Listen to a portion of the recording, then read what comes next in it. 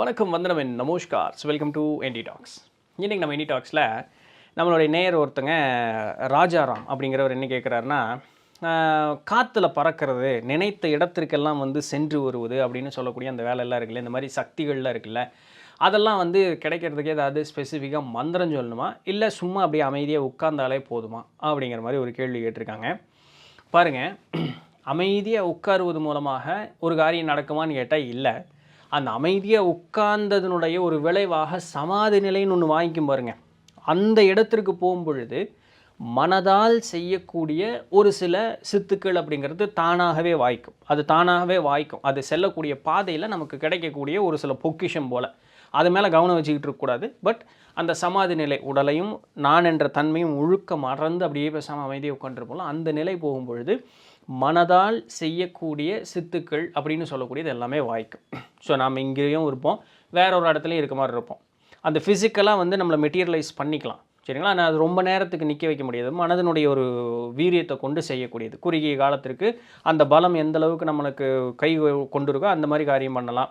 அப்புறம் நிறைய இந்த மாதிரி மனதால் செய்யக்கூடிய பிறர் மனதை படிப்பது, ஸோ இந்த மாதிரி காரியங்கள்லாம் செய்யலாம். ஆனால் உடலளவில் செய்யக்கூடிய எந்த ஒரு சித்துக்களாக இருந்தாலுமே அதற்கு மெனக்கெடணும்.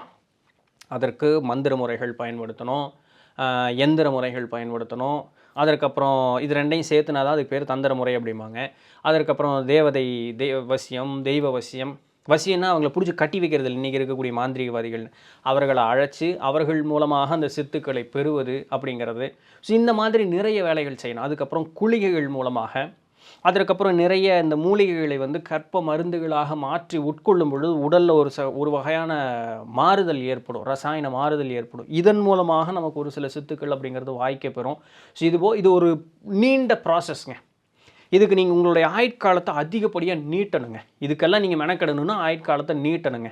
ஸோ இந்த வேலைக்குள்ளே போகிறீங்கன்னா, நான் வந்து பிறவா நிலை அடைகிறேன், முக்தி பேர் அடைகிறேன் அப்படின்னு சொல்கிறது மேலே உங்களுக்கு கவனம் இருக்காது. ஏன்னா நீங்கள் இங்கே செயல்பட்டுக்கிட்டு இருப்பீங்க.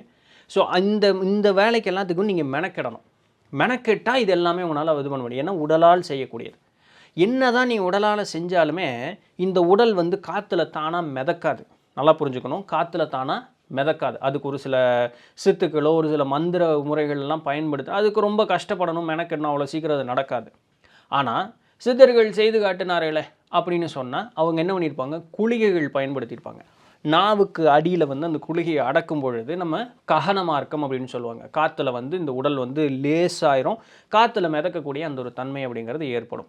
இந்த நம்ம ரோட்டில் போட்டு ஒன்றரை குளிகை ஊற்றிக்கிட்டு இருக்கானே அதுவா அப்படின்னு நீங்கள் கேட்கக்கூடாது. பார்ப்பதற்கு அது போல தான் இருக்கும். நம்ம சூதம், ரசம், சிவனார் விந்து அப்படின்னு சொல்லக்கூடியது எல்லாமே பார்த்திங்கன்னா மேர்க்குரி, அதை தான் ரசம்னு சொல்லக்கூடியது. அதை வந்து ஒரு மூலிகை சேர்த்து அரைக்கும் பொழுது அதற்கு ஒரு தன்மை கூடும். ஸோ எல்லா ரசமணி அப்படிங்கிறது எல்லாமே ஒன்று கிடையாது. குளிகை அப்படிங்கிறது எல்லாமே ஒன்றும் கிடையாது. அதில் என்னென்னலாம் என்ன சொல்கிறது, மினரல்ஸு, அதுக்கப்புறம் பிற உலோகங்கள், அதுக்கப்புறம் என்னென்ன மூலிகைகள் அதெல்லாம் போட்டு சேர்த்து அரைச்சி ஒரு குளிகை செய்தார்களோ அதற்கேற்றார் போல் ஒரு தன்மையில் ஒரு குளிகை வேலை செய்யும். ஸோ இந்த ககனக்குளிகை அப்படின்னு சொன்னாலே அதுக்கு ஒரு ப்ராசஸ் இருக்குது. அந்த மாதிரி நிறைய ப்ராசஸில் ககனக்குளிகையை செய்ய முடியும். சிதர்கள் நூட்களை எடுத்து படிச்சிங்க அப்படின்னு சொன்னால் தெரியும். ஸோ அந்த ககனக்குளிகையை நாக்குக்கு அடியில் வச்சுட்டு தான் அவர்களால் பறக்க முடியும். இந்த உடல் லேசாகி மிருதுவாகினா ஆன்டிகிராவிட்டி அப்படின்னு சொல்லக்கூடிய அந்த தன்மை ஏற்படும். நம்மளால் காற்றுல பறக்க முடியும், சரிங்களா. சும்மா நம்மளால் அப்படி பறக்க முடியாது. நம்ம பெரியவங்க இன்னொரு இடத்துக்கு போயிட்டாங்க. என்ன, உடல் இங்கே தான் இருக்கும், ஆனால் ஆன்மாவை ஈஸியாக உடலை விட்டு பிரித்து எடுத்து இந்த அண்டத்தோடு கலந்துருவாங்க. நீங்கள் அப்படியே மெனக்கிட்டு அப்படியே உட்காந்து தியானம் பண்ணி சமாதி நிலை, ஃபர்ஸ்ட் ஆஃப் ஆல் குரு அதெல்லாம் சொல்லி தந்துடுவார். அந்த எந்தையும் பயிற்சி பண்ணாமல் அந்த ஒரு நிலைக்கு போகிறதுக்கு சொல்லி தந்துட்டு அதுக்கப்புறம் ஒரு 3 குளிகை தருவார். திருமூலநாதரனுடைய கருக்கடை வைத்தியம் 600ங்கிற அந்த நூலில் பார்த்தீங்கன்னா இருக்கும். என் நந்தி வந்து எனக்கு இந்த மாதிரி என்னை நிலைநிறுத்தி எனக்கு எல்லா நிலையும் காட்டி கொடுத்ததற்கு பிறகு நீ போய் அந்த அண்டத்தை சுற்றிட்டு வா அப்படின்னு அனுப்பிச்சி விட்டார் அப்படின்னு சொல்லி. அண்டத்துக்குள்ளே இந்த உடல் கலக்காது. ஸோ ஆன்மாவை தான் பிரித்து வெளியே எடுத்துகிட்டு போகணும். அதற்கு 3 குளிகைகள் பயன்படுத்துவாங்க. அந்த 3ல் எனக்கு 1 பேர் தான் ஞாபகம் இருக்குது, சொரூபமணி அப்படிம்பார், சரிங்களா. இந்த 3ம் ஒரு வகையாக ப்ரிப்பேர் பண்ணப்பட்ட ஒரு ரசமணி. அதை 3ஐயும் உடலில் ஒவ்வொரு இடத்துல வைக்கணும். இதை இங்கே தான் வைக்கணும்னு கணக்கு இருக்குது. நம்மளுடைய நாபியில் தொப்புளில் ஒன்று வைக்கணும், அடுத்தது கக்கத்தில் இந்த கக்கத்துக்குள்ளே ஒன்று வைக்கணும், இன்னொன்று நாக்கில் இந்த நாக்குக்கு அடியில் அதை அங்கே ஒன்று வைக்கணும். வச்சு தான் அந்த உடல் விட்டு ஆன்மை பிரிஞ்சிடும். அப்போ அவங்க வந்து மூலர்பரான அண்டத்தை சுற்றி பார்த்தேன், மனோன்மணியினுடைய மாய வலை தாண்டி இந்த சிவதன்மையோடு அப்படி முழுக்க போய் கலந்தேன் அப்படிங்கிறது எல்லாத்தையுமே அதில் வந்து சொல்லுகிறார். அப்போது இதுபோல் இந்த ரசமணிகளை வைத்து ஆடக்கூடிய சித்துக்கள் அப்படிங்கிறது எண்ணற்ற சித்துக்கள் இருக்குது.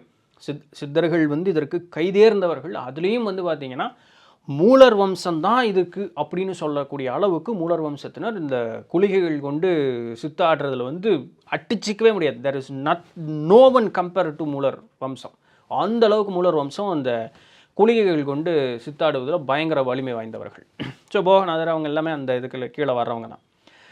போகநாதர் தன்னுடைய 7000 முதல் காண்டத்திலேயே வந்து இதை எழுதுகிறார். என்னென்னா சிவனார் விந்து எடுக்க போன ஒரு சமயம் எங்கே போகிறாருன்னு கேட்டால் ரோமாபுரி பட்டணம் போகிறார். சரிங்களா, இன்றைக்கி நம்ம ரோம் அப்படின்னு சொல்கிறோம் இல்லையா. ஸோ அந்த ரோமாபுரி பட்டணத்துக்கு எப்படி போகிறார்? காற்றுல தான் ககனமாக இருக்க மாதிரி தான் போகிறார். ககன குளிகை போட்டு நான் அப்படி பறந்து போகிறேன் அப்படிங்கிறார். ஸோ அந்த இடத்துக்கு போய் நிற்கும் பொழுது ஒரு பெரிய கிணறு இருக்கான். அந்த கிணறு சிவனார் வந்து என்ன சொன்னேன், மேர்க்கிரி தான், சூதம். சரிங்களா, ரசம்னு சொல்கிறோம் இல்லையா. ஸோ அது ஒரு கிணறு இருக்குது. இப்போ நம்ம வந்து நம்ம கையில் நம்ம லோக்கலில் கிடைக்கிற கடையில் கிடைக்கிற மேர்க்கரி வாங்கி வச்சோம்னு வச்சுக்கிங்களேன், அதுக்குன்னு தனியாக ஏதாவது ஒரு மனம் உண்டா அப்படின்னா அது ஒன்றும் இல்லை, அது வாட்டி கிடக்கும் அப்படியே இல்லையா. ஆனால் அந்த சிவனார் விந்து அப்படிங்கிறதுக்கு it has its own consciousness. அதுக்கு தெரியும் அது என்ன பண்ணணும், என்ன ஏது, யார் தங்கிட்ட வர்றா, என்ன ஏதுங்கிறது எல்லாமே அதுக்கு தெரியும். சரிங்களா, அதுக்குன்னு தனியாக ஒரு மனம் அப்படிங்கிறது ஒன்று உண்டு அப்படிங்கிறாங்க. ஏன்னா இந்த அண்டத்தில் எது எப்படி இருக்குன்னு நமக்கு தெரியலேங்கிறது தான் உண்மை. எது வேணாலும் இருக்கலாமா இருக்கும். சரிங்களா, அப்படி தான் இதை வந்து திறந்த கண்ணோட பார்க்கணும். அதெல்லாம் இல்லை, பொய், இதெல்லாம் லூஸு அப்படின்னு பேசக்கூடாது. நாம தான் லூஸ் அப்படி இருந்தால். சரி, அது ஒரு பக்கம் இருக்கட்டும். அப்போ சிவனார் வந்து அப்போ எடுக்கிறதுக்கு போகிறாரு. இவர் எடுக்க வராருன்னு அது அப்படி தப்பிச்சு ஓடுது. அந்த இடத்துல இவர் தம்பன மந்திரம் போட்டு அந்த சிவனார் விந்தை பிடிச்சி தேங்காய் குடுவையில் அதை எடுத்துகிட்டு திரும்புறதுக்கும் அங்கே வந்து தேவர்கள் அசுரர்கள் எல்லாமே அந்த இடத்த காவல் நிற்கிறாங்க. ஈசனாரனுடைய கட்டளையின்பார். அப்போது கரெக்டாக ஒரு அசுரன் கூட அந்த இடத்துல வந்து நின்னோடனே, யார் நீ என்ன ஏதுங்கும் போது, நான் வந்து காலாங்கி உள்ளே மூலரனுடைய வம்சத்தை சேர்ந்தவன், நான் இந்த மாதிரி சிவனார் வந்து எடுக்க வந்து வேறு ஒன்றும் பண்ணலையான், அனுமதி இல்லை, நீ அதை உடனே இங்கே போடு, நான் உன்னை விட முடியாது அப்படின்னொன்னே, இல்லையா நான் இந்த மருந்து செய்கிறதுக்கு தான் அப்படின்னொன்னே கேட்க மாட்டாங்க. இங்கே பேசிகிட்டு இருக்கிறதுக்குள்ளே எல்லா தேவர்களும் அசுரர்கள்லாம் ஓடி வந்து ஒரு ரவுண்டு கட்டிடுவாங்க. இவர் என்ன வேணுமோ சொல்லி பார்த்து ஒன்றும் கேட்க மாட்டாங்க. டவால்னு ஒரு வசிய மந்திரம் போட்டுருவார். டவால்னு போட்டோன்னே எல்லாம் அவங்க அப்படியே அடிவணிஞ்சு நின்றுவாங்க.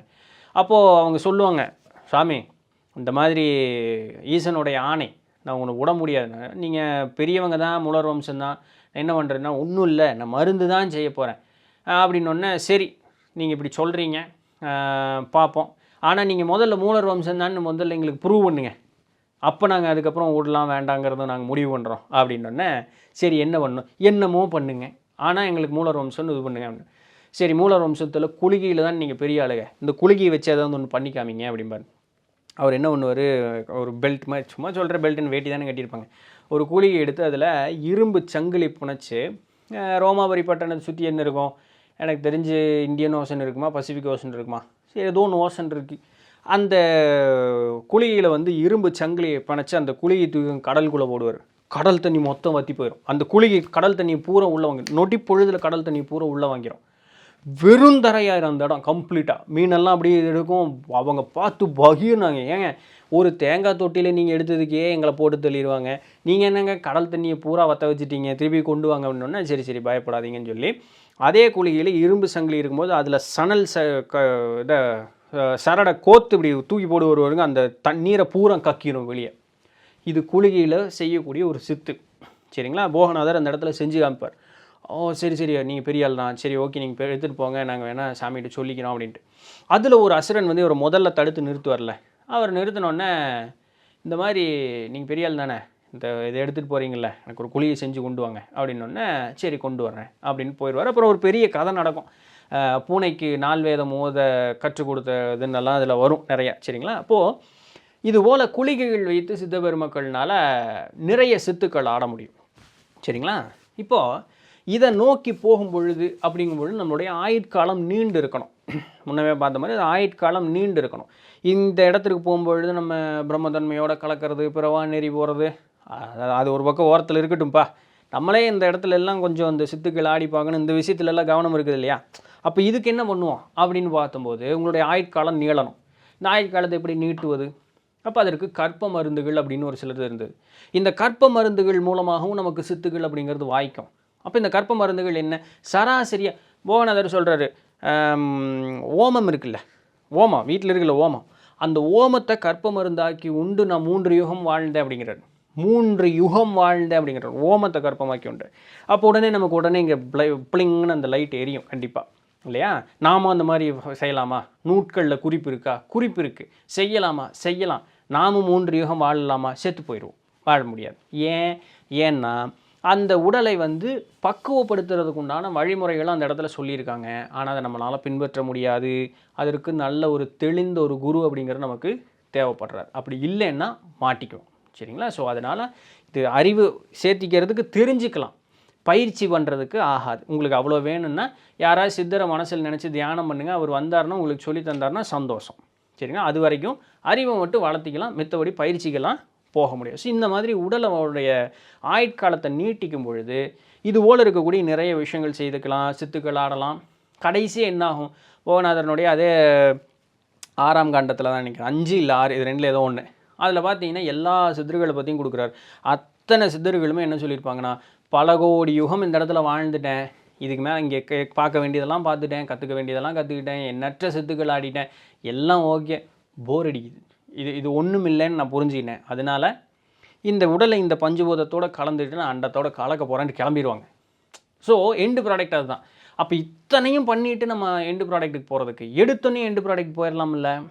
போகலாம். அது அவரவரனுடைய விருப்பத்தை பொறுத்தது. ஸோ நீங்கள் கேட்ட கேள்விக்குண்டான பதில், மெனக்கேடின் மூலமாக தான் பெரிய பெரிய சித்துக்கள் எல்லாமே நம்மளால் ஆட முடியும். ஸோ அதற்கு இந்த உடல் அப்படிங்கிறது பக்குவப்படுத்தி நீண்ட நாட்களுக்கு நிறுத்தணும். அதற்கு குரு அப்படிங்கிறவர் வேணும். இதெல்லாம் இல்லை, நார்மலாக என்னோடய லைஃப் வாழ்கிறேன், சின்ன சின்ன சித்துக்களாக ஓகே, ஆனால் என்னுடைய அல்டிமேட் எய்ம் வந்து முக்திக்கு போகிறேன் அப்படின்னு சொன்னால், முக்தி பேருக்கு போகிறேன்னு சொல்லக்கூடியவர்களுக்கு இந்த சித்து மேலே கவனம் இருக்காது. இல்லைங்க எனக்கு கொஞ்சம் சித்துக்கள் மேலே கவனம் இருக்குன்னா, தினசரி எவ்வளவு நேரம் முடியுமோ அவ்வளவு நேரம் தியானம் செஞ்சு அந்த சமாதி நிலை அடைவதற்குண்டான வழியை மேற்கொள்ளுங்க. தாராளமாக சித்துக்கள் வாய்க்கும். சின்ன சின்ன சித்துக்களாக இருக்கும், பட் வாய்க்கும். சரிங்களா? தாராளமாக வாய்க்கும். முடியாதுன்னு எதுவுமே கிடையாது. ஸோ இதுதான் வழி. இது 2 தவிர வேறு எந்த வழியும் கிடையாது. அப்படி இல்லைன்னா ஷார்ட்கட்டு மந்திர யந்திர தந்திரங்கள் மூலமாக செய்யலாம். ரிஸ்க் ஃபேக்டர் ரொம்ப அதிகம். அது கிடைச்சா பெரும் இது கிடைக்கும், புதையல் கிடைக்கும். இல்லைன்னா பண்ணிவிட்டு கிளம்பி போயிட்டே இருக்கும். ஸோ அந்த இதுவும் உங்கள் கையில் தான் இருக்குது. அதுக்கும் குரு வேணும், வேறு வழி இல்லை, தனியாலாம் பண்ண முடியாது. ஸோ முடிவு நீங்கள் எடுத்துக்கங்க. ரைட்? ஸோ இதான் இன்றைக்கி உண்டான பதிவு. பிடிச்சிருந்துருக்குன்னு பெருமைட்டு வந்திருக்கோம் அப்படின்னு நம்புகிறேன். நாளைக்கு வேறு ஏதாவது ஒரு சுவாரஸ்யமான செய்தியில் சந்திப்போம். அது வரையும் தொடர்ந்து நிதங்கள் நான் உங்கள் இடத்துல தண்டை. நன்றி.